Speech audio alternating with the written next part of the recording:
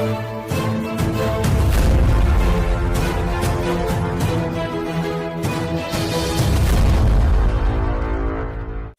اللہ الرحمن الرحیم۔ السلام علیکم دوستو، اپنی نیکسٹ ویڈیو کے ساتھ آپ کو ویلکم کرتا ہوں۔ دوستو آج جس موضوع پہ یہ میں بات کرنے لگا ہوں، جو پرابلمس کا میں آپ کو اس ویڈیو میں بتاؤں گا، یہ 90% فیملیز کے ساتھ پیش آتی ہیں۔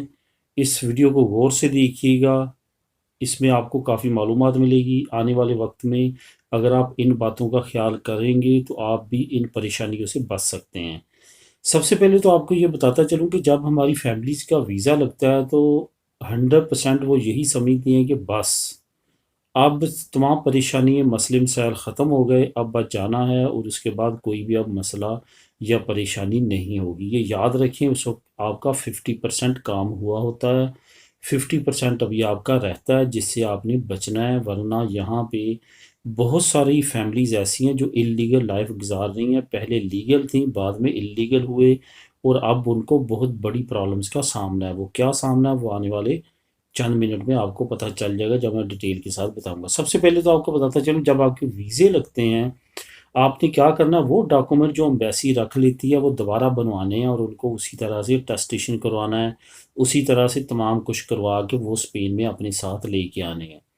آپ کے ڈاکومنٹس بن جائیں گے، آپ کا ریزیڈنٹ کارڈ بن جائے گا۔ اگر تو آپ کے بلوانے والے نے گھر وہی رکھا جس پہ پاس کروائی تھی فیملی، پھر تو کوئی مسئلہ نہیں ہے۔ اگر انہوں نے گھر چینج کر لیا تو پھر نئے گھر کو نئے سرے سے پاس کروا کے وہاں پہ فیملی پاس کروانی پڑے گی، اور وہاں پہ آپ کے فنگر ہوں گے، وہاں پہ پدرونا منتو ہوگی، تو تمام معاملات۔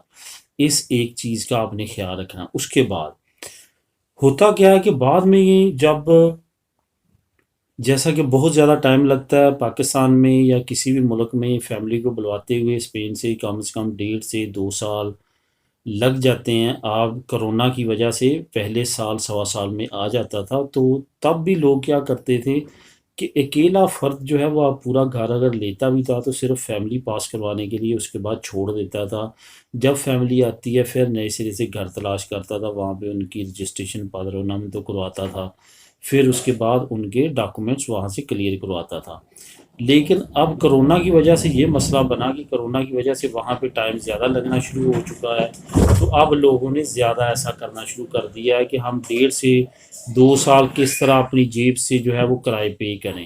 تو اس سچویشن میں انہوں نے کیا کیا ہے، وہ یہی کرتے ہیں کہ کسی کا گھر لے کے وہاں سے فیملی پاس کروائی، اور بعد میں جب فیملی آ جاتی ہے پھر ان کو فیملی پاس کروانے کے لیے یا ان کے پہلے کارڈ رینیو کروانے کے لیے دوبارہ گھر نہیں ملتا، جس کی وجہ سے کیا ہوتا ہے کہ ان کے ڈاکومنٹس جو ہیں وہ اللیگل ہو جاتے ہیں، وہ ریفیوز کر دیے جاتے ہیں، ریجیکٹ کر دیے جاتے ہیں، کچھ قوانین کی لا علمی کی وجہ سے اور کچھ باقی وجوہات کی وجہ سے ان کے جو گھر ہیں وہ پاس نہیں ہو سکتے جہاں پہ وہ رہ رہے ہوتے ہیں۔ اس کے بعد جب اللیگل ہو جاتے ہیں تو اس کے بعد ان کے پاس لیگل ہونے کا ایک ہی راستہ بچتا ہے، اور وہ ہے دوبارہ سے اریگو سوسیال۔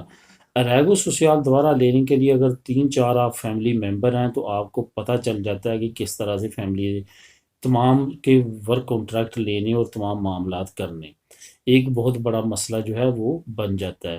اس وجہ سے ان تمام مسئلوں سے بچنے کے لیے ان تمام چیزوں کا خیال رکھیں۔ گھر جو ہے وہ اپنی فیملی آنے سے پہلے اپنے کنٹرول میں رکھیں، تاکہ فیملی آئے تو اس کو یہ مسئلے مسائل کا سامنا نہ کرنا پڑے۔ اس کے ساتھ ساتھ جو باقی چیزیں ہیں اس کا بھی خیال رکھیں، تاکہ آپ کو آنے والے وقت میں اس پریشانی اور تکلیف سے آپ بچ سکیں۔ تو دوستو یہ تھی مختصر ویڈیو جس میں میں چاہتا تھا مین پرابلم جو کہ فیملیز کو آ رہی ہے اس سے آپ بھی بچ سکیں۔ ملیں گے نیکسٹ ویڈیو میں نئی انفارمیشن کے ساتھ۔ اللہ حافظ۔